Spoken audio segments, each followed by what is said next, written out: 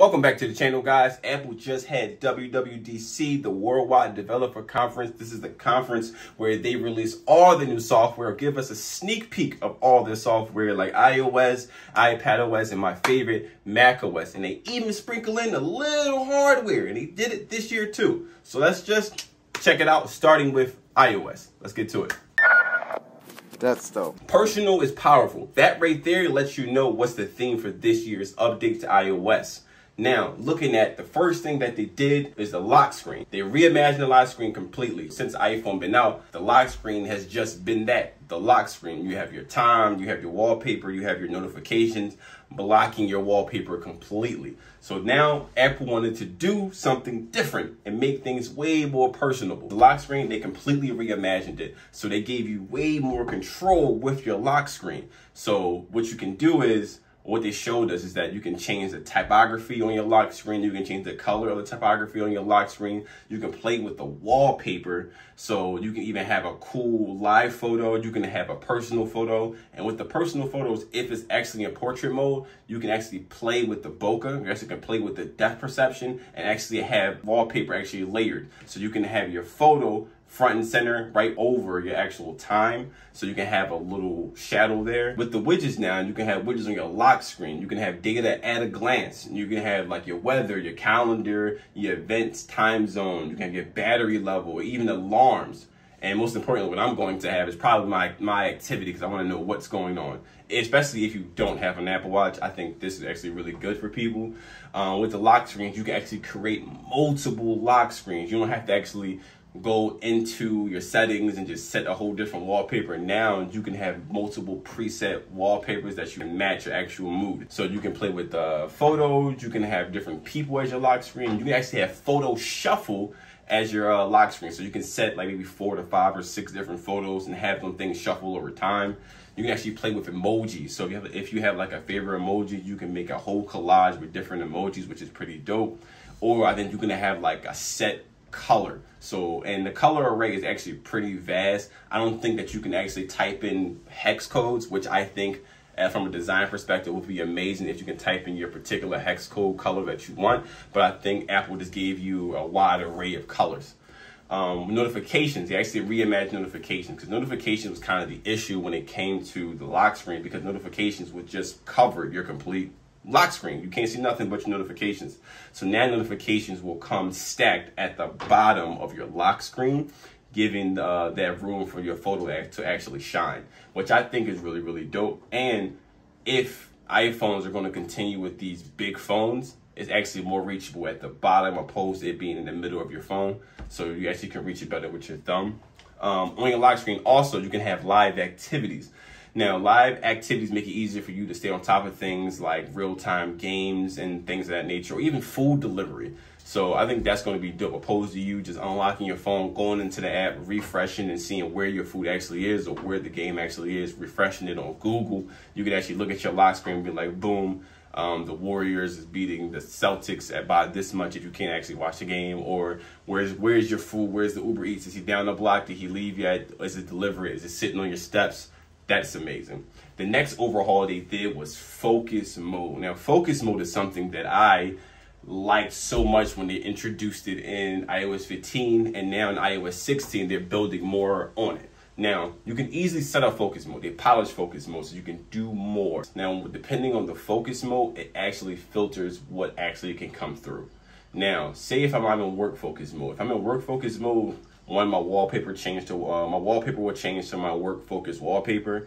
My mailboxes and all the native Apple apps and some third-party apps will only filter through work-related notifications, and vice versa for personal. So if I'm in work mode, only work emails are coming through, only work texts are coming through, only work calls are coming through, only work notifications are coming through. And on personal, when I switch to personal mode, I have my personal wallpaper, and only personal messages are coming through, only personal text, phone calls, emails, etc., etc., etc. That is taking focus, like focus filter is taking focus mode just a little bit further, and I think that is amazing. They also talked about photos. The iCloud Share library, the best way to share photos with your family. Now, it's a smart way to share. Now, share photos and videos seamlessly with up to 5 other people. Now, you and the 5 other people actually can collaborate on the photos in one shared library, which is amazing. Even if you're not the person who snapped the photo, everyone still has equal permissions for adding, editing, and deleting the photos in the shared library. I think this feature is going to be really, really dope when it comes to like content creators or people who are just doing things in media, period. I know it's marketed as family, but this functionality is really good for creators. Like, going to be amazing. Messages. Now, messages is one thing most people were excited about, and there's 3 key features that they actually shown in the keynote I love the most is that you can edit your messages. So say if you're sending a message to a friend, colleague, whoever, and you type something really fast and it has a typo, instead of doing the conventional retyping that thing again the correct way, you can just edit that message right there in the inbox and it's completely done.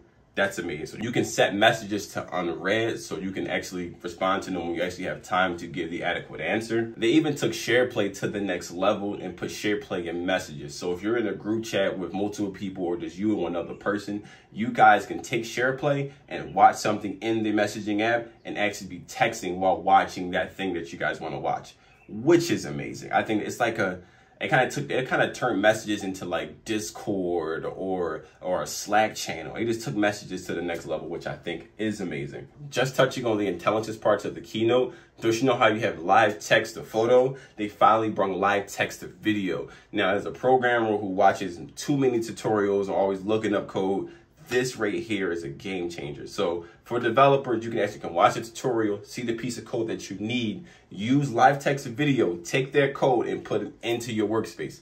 That right there is amazing. I think that's dope. Just touching on the intelligence part just a little bit. That one part, amazing. Now touching on Apple Pay and Apple Wallet. Apple is taking Apple Pay to the next level with Apple Pay Later. Now, Apple Pay Later is a service or a function that you can use where so you can take something that you're going to pay with Apple Pay and split it across 4 different payments. I don't know if you have to run your credit or use your social with this. In the keynote, they didn't. I don't imagine that they would say that in the keynote just to keep everything tight and concise. But if you're financing something or splitting something across payments, I'm assuming you have to put your social in because they have to track it towards you some way, somehow, which I think is dope. It's amazing. So it's kind of Apple looking at the landscape and seeing things like Quad Pay and Affirm and just putting their own take on it and kind of trying to really keep everyone into the ecosystem. Apple's really just looking at other services, other third-party apps and saying, hey, I'll make my version of that, I'll make my version of that, make my version of that. So you really can just stay in the Apple ecosystem and there's no reason for you to ever venture out at all. That's kind of crazy. They also introduced this thing called track your orders, whereas though when you pay for something in Apple Pay, you can actually track if it shipped, where is it at, was it delivered, has it even been wrapped yet, which I think is amazing, or when it's going to arrive. Again, trying to keep you in the ecosystem. That's Apple's complete mission, keep you in the ecosystem. So usually now before this, you had to go through USPS or UPS, or you have apps like Shop, whereas though it scans your email and it consolidates all your orders into one other application.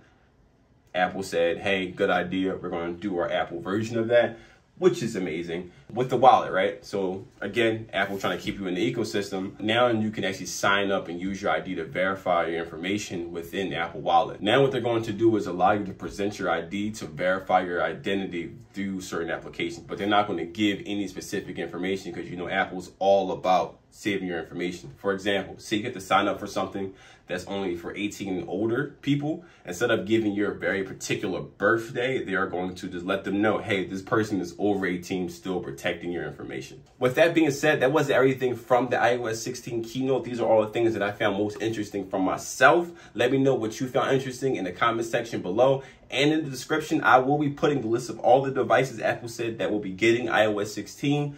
Don't forget to like, comment, and subscribe for more videos like this, and smash that notification bell. And I will see you in the next video. Peace.